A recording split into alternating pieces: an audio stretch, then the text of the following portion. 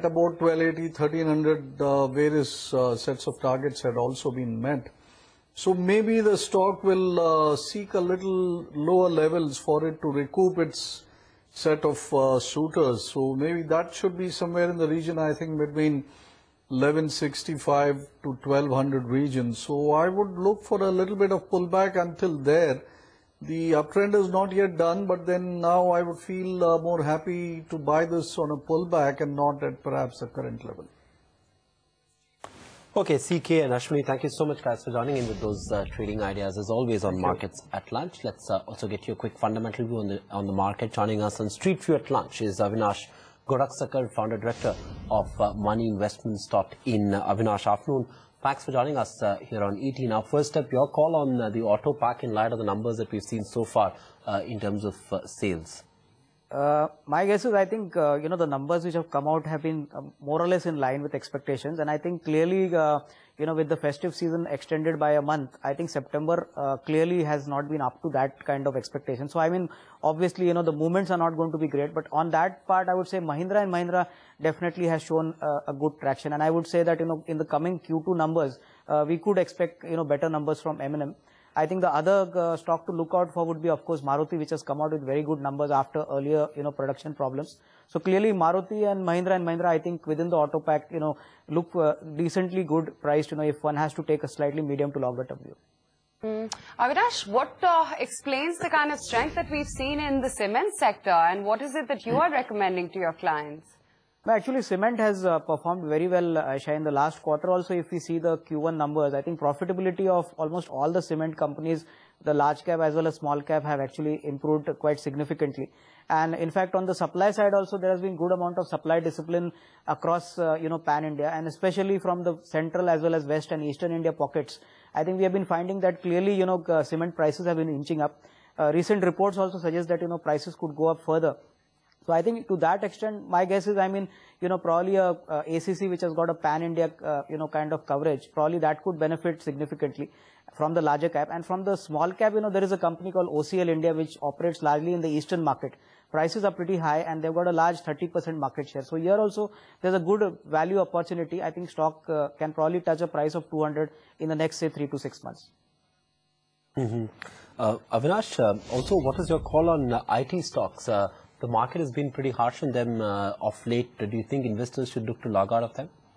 I think IT stocks need, probably, the rupee is going to be the key decider. And I think with the Q2 numbers, expected from Infosys first, then TCS, I would suggest, the management commentary on the kind of order wins as well as the kind of incremental kind of order flows would be key, events to watch out for.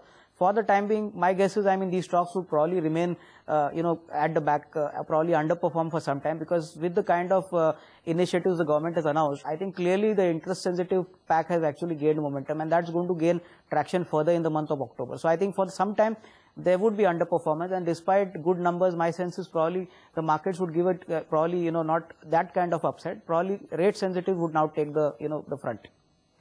Avinnash, soon we'd be waiting by for the quarterly earnings as well. What sectorals, or rather what sectors and individual companies are you watching out for from this earnings season? I think from the pharma pack, we are very positive on Cipla. I think Cipla has shown extremely strong traction in the Q1 numbers, and going forward, even in the Q2, typically looking at the fact, with the currency factor as well as with the SEZ, which has gone operational in Indore, I would not be surprised if the second quarter is equally, strong, and probably the company maintains the traction which it has shown in the first quarter. So I think Cipla at every decline is a buy. Probably, price of 420, 425 looks very much possible. And from the auto pack, I would say that Mahindra and Mahindra could possibly spring a good surprise. Numbers have been pretty decent, especially on the SUV side. So clearly that is one stock where possibly, numbers could be much better. Right, quickly, let's address some news that has impact on the aviation space. Oil retailers have cut ATF prices by over 4%.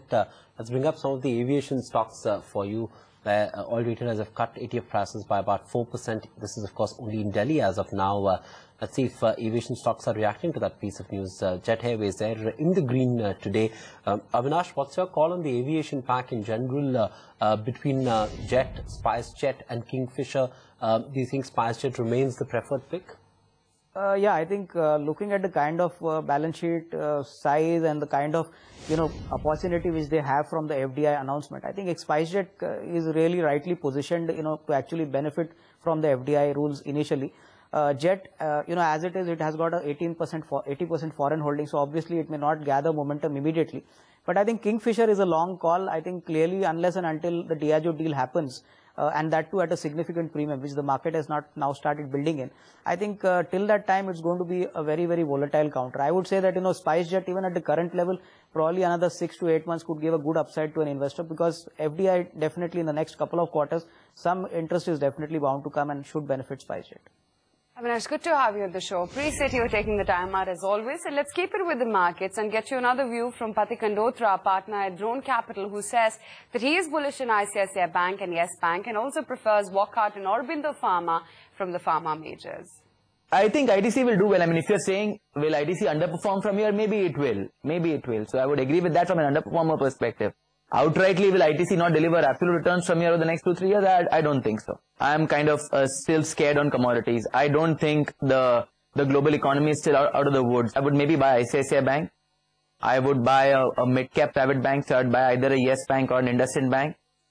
I would buy, I'm just finishing the financials first. I would buy one PSU bank at least. So maybe an OBC would be an appropriate buy.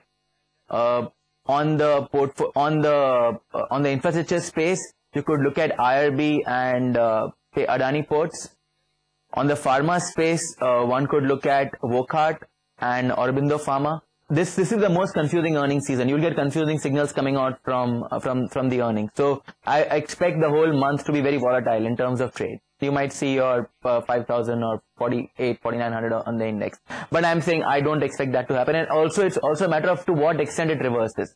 You might see some amount of profit booking and that kind of thing. But if it totally reverses, then there's a big problem. I would put my money into pharma, financials, and a bit of infrastructure. That's what I would do. Okay, we'll slip into a short break here in Markets at Lunch. When we come back, we'll put the spotlight on European equities. We'll head in sales trade at IG turns in with a check on all that's happening in Europe.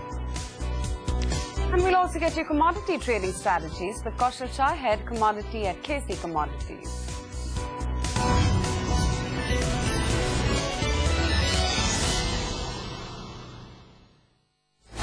Multitask with the all-new Reliance 3G Tab. It's simply better.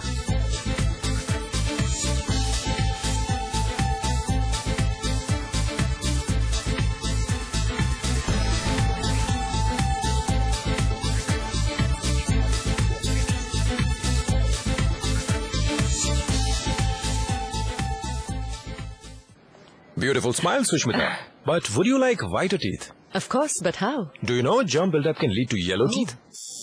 This is germ buildup. Try new Colgate Total Advanced Whitening. It offers 12-hour protection against germ buildup and whiter teeth in 2 weeks. Have you been using Colgate Total? Every day. Let's check. Much less germs. And much whiter teeth. New Colgate Total Advanced Whitening. Whiter teeth in 2 weeks. Roll camera. Setting change.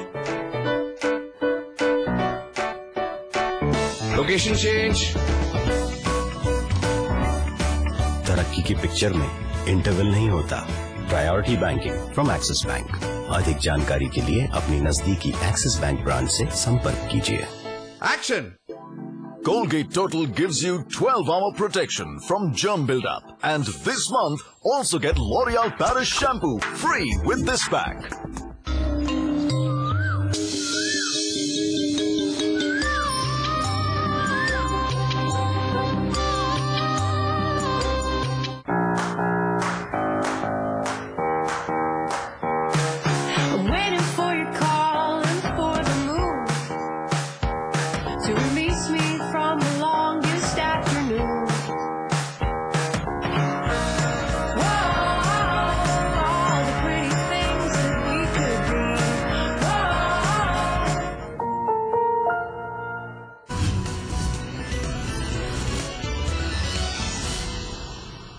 Back with Markets at Lunch and ET now.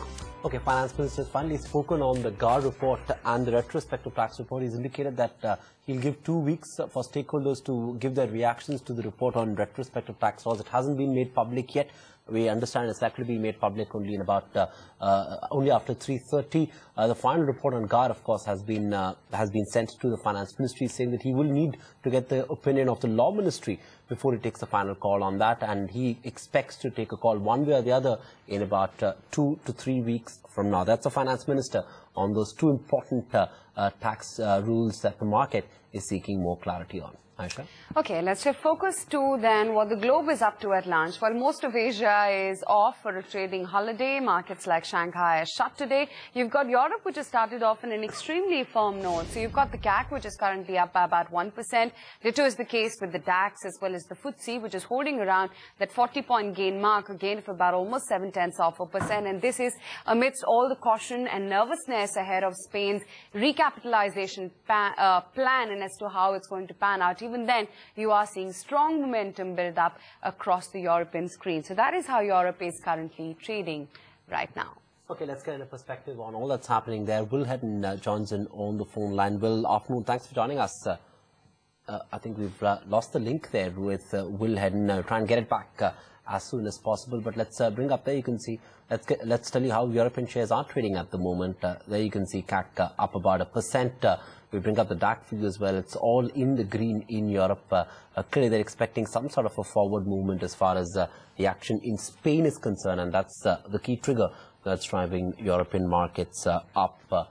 Let's get you another fundamental view on our markets then before we try and link up with Will Hedden. Sajeev Thavan, MD of JV Capital Services, says Nifty could touch 5,900 to 6,000 levels and expects the market to rally with the possibility of subsidy cuts. If results are good, the markets will move up to 5,900, 6,000 levels, I think, on the back of share liquidity and momentum again. I think it will be another volatile 7-10 days till the results start to come through. An announcement of FDI in retail and aviation, it's a sentiment booster. It's not really going to turn around the fundamentals of companies across the boards.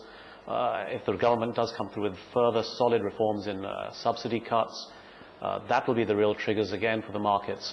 Again, you cannot argue with liquidity flows and the momentum in these counters, and ACC and Abuja at 200 still look as if they can have another 5% sort of upside momentum if the rally continues. So valuations, maybe they're looking a bit stretched, but again, it's a sector which has performed very, very well, and from a trader's perspective, on any correction, you would probably look to buy in again. If the Nifty's to hit 5,900, 6,000, then you'll see all these stocks again 5 to 10% higher. So you could quite easily see Libra at 575 to 600 and corresponding the same sort of moves for ITC and Dabur. Okay, let's get back to global markets then. Will Hedden, sales trader at IG, joins in on the show right now. Will, hi afternoon. Despite some nervousness on how Spain's recapitalization plan is going to pan out, Europe has started off very well. Yeah, we've had a very good start to the morning, guys. It seems, despite the fact that we've had some quite disappointing data releases in terms of PMI numbers, the China number obviously being a miss, and some of the European numbers we've seen this morning as well not being particularly exciting. But I think it seems to be the first day of a new quarter. Some of these cyclical stocks are performing well with perhaps an inflow of money there, and so far I think the news seems to have been from the back end of last week regarding the Spanish banks and the stories there. It seems to have been met fairly positively, and it's a good sign to see the markets are strong early in the week. Will, do you think the markets at one level are beginning to price in the fact that Spain will seek a bailout? It's just a question of when? I think it's a difficult one to judge. I think it is starting to price it in, but we've seen that with some of the way the market performed last week, that it could be very prone to just giving quite a lot of gains away very quickly. With some of the sell-offs we saw in the middle of last week, where very few asset classes missed out on the sell-off, and that kind of worry is easy for it to creep in. But so far, it seems like the market is starting to understand the kind of the Spanish problem, as it were, and that's a positive sign. Well, good chatting with you. Appreciate you taking the time out and joining us today on ET Now. Shift focus to another asset class, commodities then, and let's bring in Manisha Gupta to talk about how the commodity universe is trading today. Manisha.